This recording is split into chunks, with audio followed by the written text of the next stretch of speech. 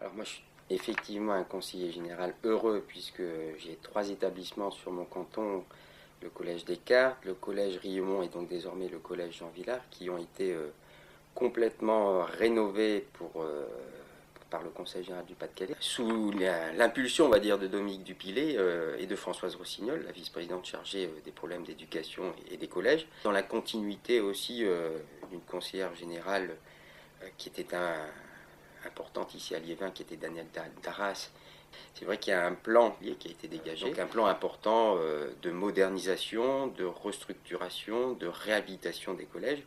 C'est plus de 125 millions d'euros qui vont être dégagés sur la période 2008-2013. Les effectifs des collèges se sont réduits sur les 10 dernières années, mais à partir de cette année, on constate que, et cela dans les années futures, ça s'accentuera, les effectifs vont à nouveau augmenter. Quand on fait le ratio sur l'ensemble de ce pays, on constate que c'est dans ce département qu'il y a le plus de collèges.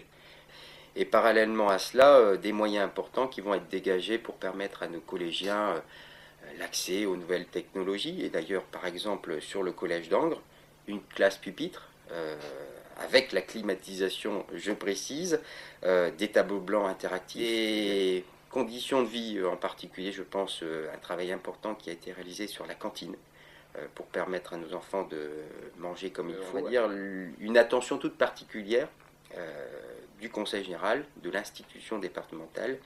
pour faire en sorte tout simplement que lorsque nos enfants sont au collège,